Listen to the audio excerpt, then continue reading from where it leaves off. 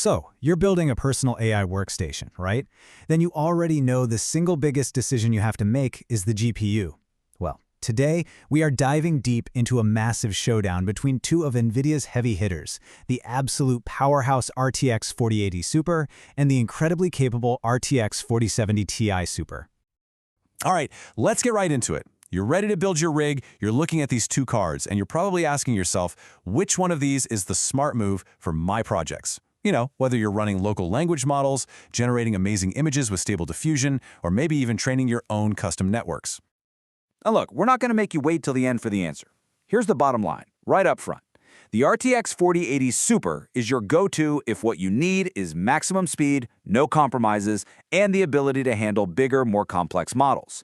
Meanwhile, the RTX 4070 Ti Super is the more cost-effective beast, and it's absolutely perfect for more moderate workloads and smaller models. So let's get into the why behind all this. So where does that verdict come from? Well, it's all rooted in some really key differences in their architecture. To truly get a feel for the performance gap, we've got to pop the hood and look at the core specs that really drive AI performance. First up, let's talk CUDA cores. Just think of these as the tiny little workhorses, the fundamental engines inside the GPU. And I mean, just look at the chart. You can see right away the 4080 Super is packing 10,240 of these cores. That's a huge jump over the 8,448 in the 4070 Ti Super. So, what does this actually mean for you? Simple.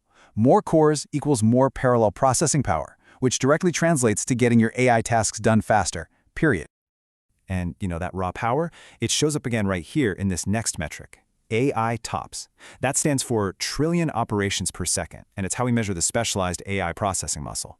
The 4080 Super clocks in at a massive 836 AI TOPS, with the 4070 Ti Super delivering a still very, very impressive 706.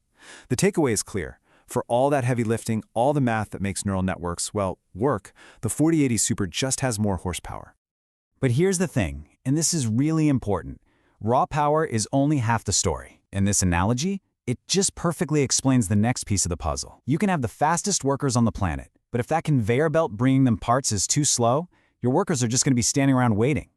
And that conveyor belt we were just talking about, that's your memory subsystem.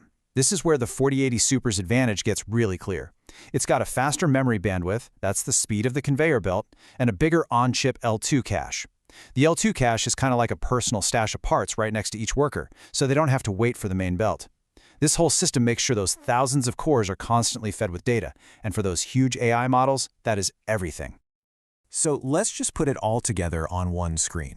This table really highlights the key differences. More CUDA cores, higher AI TOPS, and a faster, more efficient memory system for the 4080 Super. Now, one thing you'll notice is they both have 16 gigs of VRAM, and we'll circle back to that in a bit because it's super important. But the 4080 Super can just chew through the data in that VRAM a whole lot faster. Also, keep an eye on that power draw. It's a bit higher, which might matter for your build.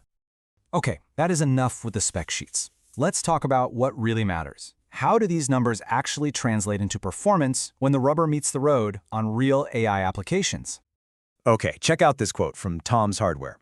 During their testing on Stable Diffusion, they found that the new 4070 Ti Super is way closer to the 4080 than its older non-Super version was. This is super telling. It proves that while the 4080 Super is still the king, the 4070 Ti Super is a seriously strong performer that really punches above its weight. But make no mistake, that performance gap does matter. The extra muscle in the 4080 Super gives you some really tangible benefits. We're talking about faster training cycles. That could literally turn a week-long experiment into a 5-day one. It means quicker inference, especially when you're working with large batches of data, and shorter image generation times and things like Stable Diffusion. For anyone where time is money or just plain critical, these advantages add up, and they add up fast. So, we've looked at the specs, we've seen the real-world impact, now for the most important part. Let's figure out how you can make the right choice for your specific needs and your workflow. All right, let's make this super simple. Go for the RTX 4070 Ti Super if your work is mostly focused on inference, you're working with small to medium-sized models, and you really only do fine-tuning every once in a while. It has more than enough power for all of that. But you should definitely step up to the RTX 4080 Super if you're training models all the time, if that maximum speed is absolutely critical for you, or if you're consistently using large batch sizes. That's where its extra power truly makes a difference. And now, let's talk about the great equalizer here, VRAM.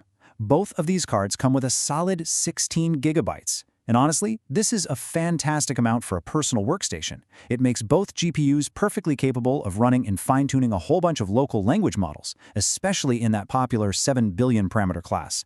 And that's especially true if you use optimizations like quantization, which, by the way, is just a super smart way to shrink a model down so it fits without really losing much performance. It's a game changer. Okay, so we've covered a ton of ground here. But if you're like me and you're craving even more detail, you want to see all the charts and see how these cards stack up against everything else out there, you should totally check out the full, exhaustive breakdown over at bestgpusforai.com. We've dropped a link for you in the description below. Okay, before we sign off, there's one last thing we have to talk about. I mean, a GPU is a big investment, right? You want it to last. You want to think about its longevity. So that brings us to the big question. Which of these two GPUs is actually more future-proof? Which one's going to give you more breathing room as AI models inevitably get bigger and hungrier and more complex? So what's the bottom line here? While no card is totally immune to what the future holds, the RTX 4080 Super's extra compute power, and just as importantly, its higher memory bandwidth, gives you significantly more headroom. It's just better equipped to handle the bigger, more demanding AI models that are coming tomorrow, making it the smarter bet for the long haul, especially if you think your projects are going to get bigger and more ambitious down the line. Ultimately, the right choice really depends on the AI future that you plan to build.